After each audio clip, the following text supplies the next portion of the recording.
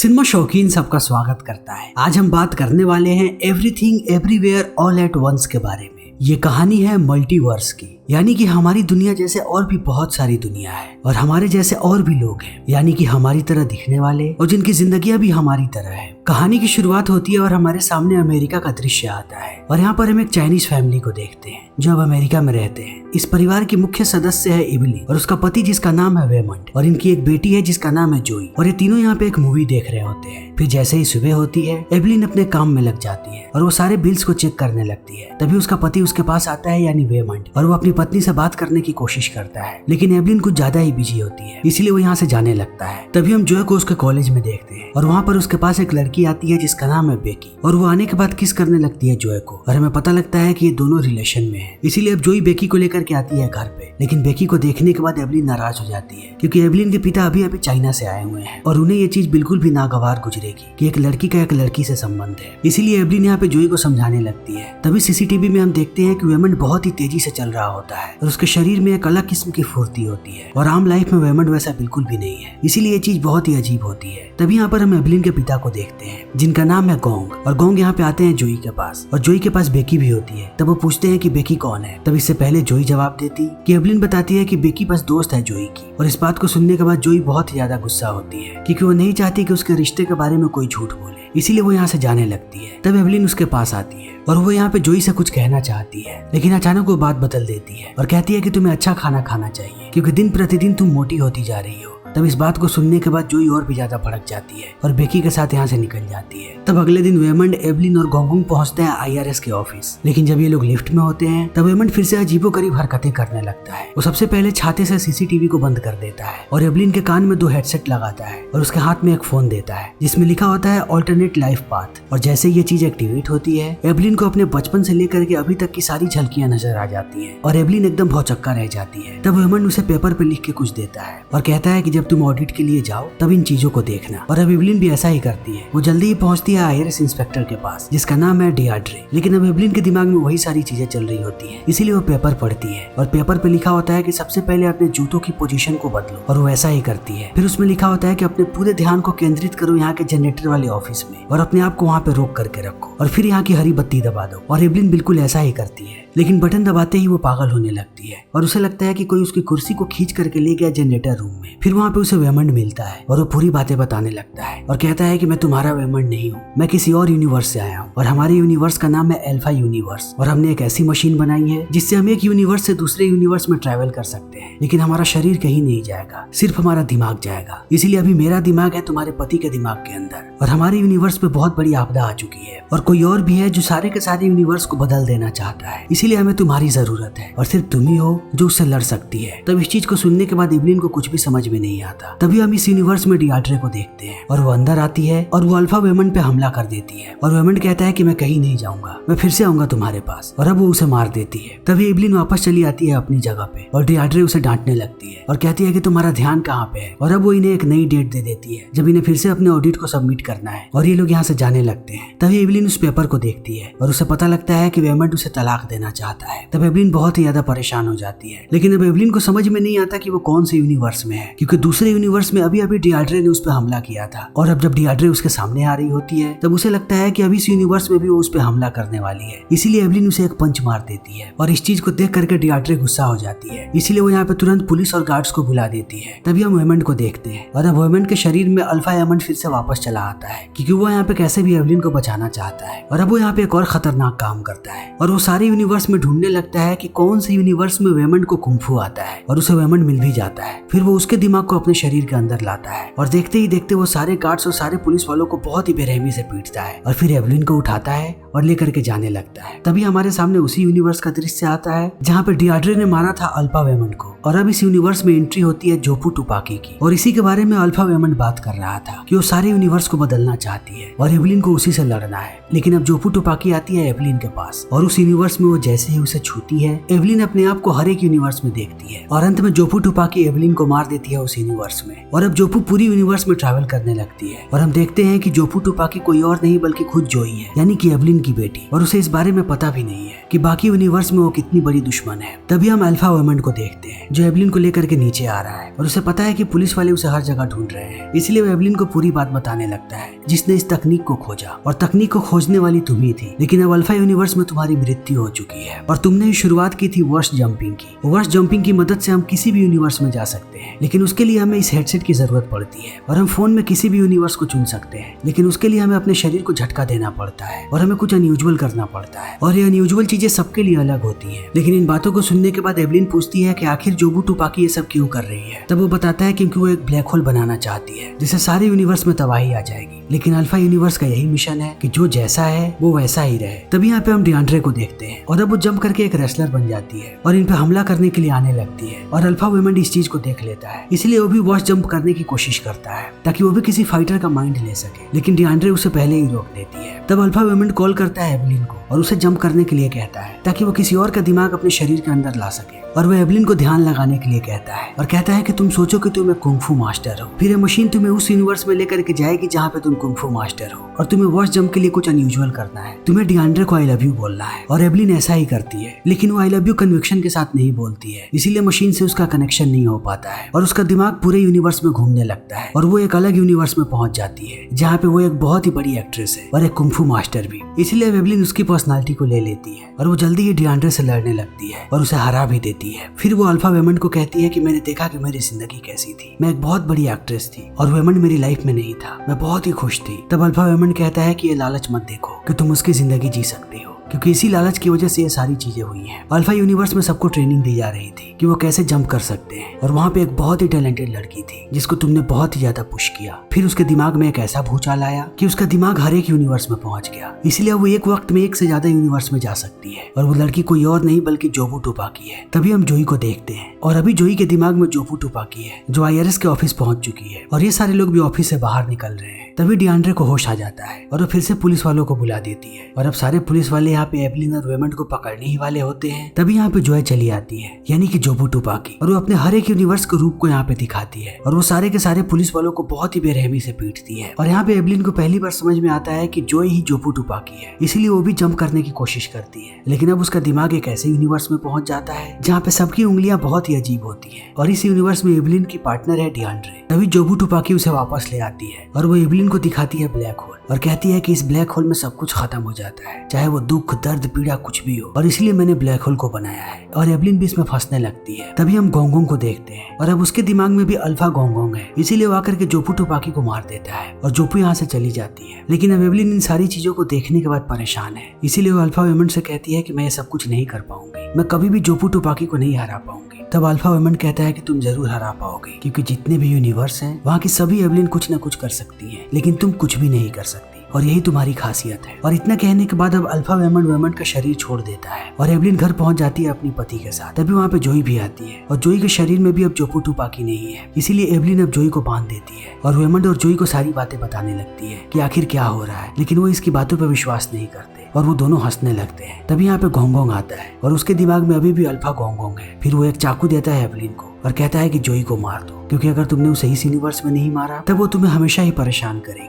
इसीलिए अब एवलिन चाकू ले लेती है, लेकिन वो जोई को मारती नहीं बल्कि उसे आजाद कर देती है। और इस चीज को देख करके गोंगोंग गुस्सा हो जाता है और वो बंदूक तान देता है एवलिन पे और कहता है कि तुमने ही जोबू टुपाकी को बनाया है और अब तुम भी उसकी तरह बनना चाहती हो, इसीलिए मैं तुम्हें मार दूंगा। तब इस बात को सुनने के बाद एवलिन को आइडिया आता है और वो सोचती है कि अगर वो भी बार बार जंप करे तब उसका दिमाग भी फ्रैक्चर होगा और वो एक ही बार में हर यूनिवर्स में पहुंच पाएगी जोबू टुपाकी की तरह। इसीलिए वो जंप करने लगती है और जंप करते करते पहुंचती है गोंगोंग के पास और उससे बंदूक छीन लेती है। फिर जोई और वेमंड को लेकर के यहाँ से भाग जाती है और दूर ले जाकर के जोई को समझाने लगती है कि उसे कैसे अपने दिमाग पे नियंत्रण रखना है। तभी हम अल्फा यूनिवर्स को देखते हैं और यहाँ पे गोंगोंग सारे लोगों को कहता है कि अब हमारे खिलाफ आ चुकी है एवलिन, इसीलिए अब सारे लोग जंप करने के लिए तैयार हो जाओ और एक साथ सबके सब टूट पड़ो एवलिन पे। इसीलिए अभी सारे लोग जंप करके पहुंचते हैं एवलिन के पास और सबसे पहले वो लोग कमरे में गैस छोड़ते हैं। लेकिन अब यहाँ पे एवलिन अपना कमाल दिखाती है क्योंकि उसे जंप करना आ चुका है, इसीलिए वो जंप करके अपने अंदर सिंगर की पर्सनालिटी लाती है, क्योंकि सिंगर्स अपनी सांसों को ज्यादा देर तक रोक सकते हैं। इसीलिए वो इसका इस्तेमाल करके बहुत देर तक अपने सांस को रोकती है और फिर एक और दूसरी पर्सनालिटी अपने अंदर लाती है और वो एक केक को ऐसे ही उठा उठा करके फेंकने लगती है। फिर वो एक शेफ की पर्सनालिटी लाती है और बहुत ही तेजी से चाकू चलाती है और वो एक के बाद एक ऐसे ही पर्सनालिटी स्विच करने लगती लगती है। लोग उसके सामने आते जाते हैं और वो सबको ऐसे ही हराती जाती है। लेकिन अब इससे एवलिन के दिमाग में भी फ्रैक्चर होने लगता है और एक पर्सनालिटी दूसरे पर्सनालिटी पे हावी होने लगती है। इसीलिए बीच बीच में वो भी परेशान होती है और बाकी लोग उस पर भारी पड़ते हैं। लेकिन बीच में एवलिन कुंफू वाली पर्सनालिटी लाती है और वो सबको धूल चटाने लगती है। लेकिन अब उसका पिता उसके सामने चला आता है, यानी गोंग गोंग,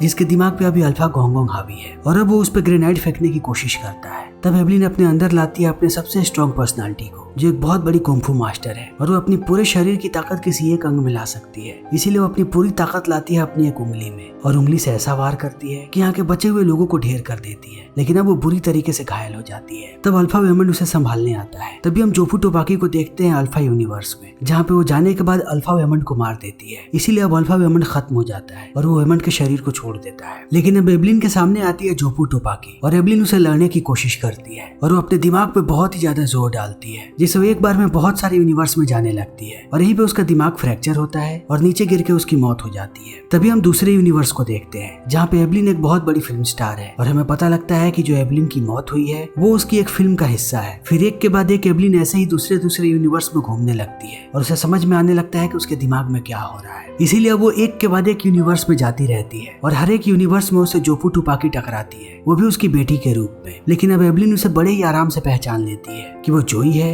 या फिर जोफू टोपाकी, और जोफू टोपाकी भी इस चीज को महसूस करती है। इसीलिए अब ये दोनों हर एक यूनिवर्स में लड़ते हैं और इनकी लड़ाई बहुत देर तक चलती है। लेकिन अंत में ये दोनों बातें करने लगते हैं और जोफू टोपाकी एवलिन को कहती है कि मैं कभी भी तुम्हें मारना नहीं चाहती। और इतना कहने के बाद वो एवलिन को लेकर के जाती है ब्लैक होल के पास और बताती है कि मैंने हमेशा ही दुख और परेशानी देखी है, क्योंकि हर यूनिवर्स में तुम मेरी माँ थी और तुमने मुझे एक डब्बे में बंद करके रखा था, तुम्हारे नियम कानून जिसने मुझे कभी भी आजाद नहीं होने दिया। और तुम ऐसा इसलिए करती हो क्योंकि तुम्हारे पिता यानी गोंग गोंग ने भी तुम्हारे साथ ऐसा ही किया था। तुम भी ताउम्र एक बक्से में बंद रही हो और तुम्हें कभी भी आजादी नहीं मिली है। इसीलिए मैंने हर एक यूनिवर्स में तुम्हें ढूंढा है, क्योंकि तुम्हारी और मेरी कहानी एक है। हम दोनों एक ही चीज को महसूस करते हैं और ये ब्लैक होल हमारी सारी की सारी परेशानियों को खत्म कर देगा। लेकिन एवलिन जानती है कि अगर जोफू टोपाकी इस ब्लैक होल के अंदर गई तब उसकी बेटी भी खत्म हो जाएगी। इसीलिए अब एवलिन हर जगह ट्रैवल करने लगती है, हर एक यूनिवर्स में, और वो हर जगह तबाही मचाती है, हर जगह पे चीजों को खराब करती है, इतना खराब जिससे हर जगह भूचाल आ जाए। और अंत में यही होता है कि एवलिन का भी दिमाग फ्रैक्चर कर जाता है और वो जोफू टोपाकी की तरह हर जगह पे होती है और जहाँ पर वो मरी थी वो वहाँ पर भी जिंदा हो जाती है। लेकिन उसका ट्रैवल करना अभी भी बंद नहीं होता है और वो एक ऐसे यूनिवर्स में पहुंचती है जहाँ पे वो पत्थर होती है। लेकिन वो फिर से पहुंचती है ब्लैक होल के पास। तब जोफू टोपाकी उसे कहती है कि मैंने ब्लैक होल को इसलिए नहीं बनाया ताकि मैं पूरी दुनिया को खत्म कर सकूं। ब्लैक होल को मैंने सिर्फ इसलिए बनाया ताकि मैं अपने आप को खत्म कर सकूं और इस दुख और पीड़ा से हमेशा के लिए आजाद हो जाऊं, और मैं तुम्हें भी आजाद करना चाहती हूँ। और इतना कहने के बाद वो उसे ब्लैक होल में लेकर के जाने लगती है। लेकिन एवलिन अभी भी ट्रैवल कर रही होती है और वो पहुंचती है एक दूसरे यूनिवर्स में जहाँ पे डियांड्रे उसे गिरफ्तार करने आई है। लेकिन वेमन डियांड्रे से बात करता है और उसे रोक देता है ताकि वो एवलिन को गिरफ्तार ना करे। तभी रियल यूनिवर्स का दृश्य आता है जहाँ पे अभी अभी एवलिन जिंदा हुई है और वो फिर से लड़ना चाहती है। लेकिन वेमन आकर के सारे लोगों को रोकता है और कहता है कि लड़ना बंद करो, लड़ने से कभी किसी का भला नहीं हुआ। और अब एवलिन फिर से जंप करती है और वो हर एक यूनिवर्स में वेमंड को देखती है और उसे पता लगता है कि वेमंड कितना अच्छा है और उसका दिल कितना खूबसूरत है। वो कभी किसी का बुरा नहीं सोचता और वो वाकई में एवलिन से बहुत प्यार करता है। जिस यूनिवर्स में वो बहुत बड़ा है उस यूनिवर्स में भी वो एवलिन को चाहता है, और जिस यूनिवर्स में वो छोटा है उस यूनिवर्स में भी वो अपनी सारी चीजें निछावर करता है एवलिन पे। इसीलिए अब एवलिन को पहली बार पता लगता है कि वेमंड क्या है। तभी जोफू टोपाकी यहाँ पे ब्लैक होल को शुरू कर देती है और सारे लोग उसके अंदर जाने लगते हैं और जोफू टोपाकी भी जाने लगती है। लेकिन एवलिन उसे रोकना चाहती है, लेकिन बाकी सारे के सारे चंपर सब टूट पड़ते हैं एवलिन पे। तब एवलिन हर जगह पे जाकर के देखती है कि किसे क्या चाहिए और वो सारे यूनिवर्स में ट्रैवल करती है। इसीलिए उसे पता लग जाता है कि किसे किस चीज की जरूरत है और उसे वो वही चीज देती है जिसका वो हर एक यूनिवर्स में आती है। इसीलिए अब सारे लोग धीरे धीरे करके उस पर हमला करना बंद कर देते हैं। लेकिन अब जोफू टोपाकी पहुंच चुकी है ब्लैक होल के पास और एवलिन जैसे उसे रोकने जाती है तभी यहाँ पे गोंग गोंग आ जाता है और उसके दिमाग पे अभी भी अल्फा गोंग गोंग हावी है और वो एवलिन को रोकने लगता है और कहता है कि उसे मत बचाओ। तब एवलिन कहती है कि मैं आपके जैसी नहीं हूँ, आपने जो मेरे साथ किया वो मैं अपनी बेटी के साथ कभी नहीं करूंगी। मैं अपनी बेटी को बचाने के लिए हर एक हद की हद तक जाऊंगी और मैं अपनी तरह अपनी बेटी को कभी नहीं बनने दूंगी।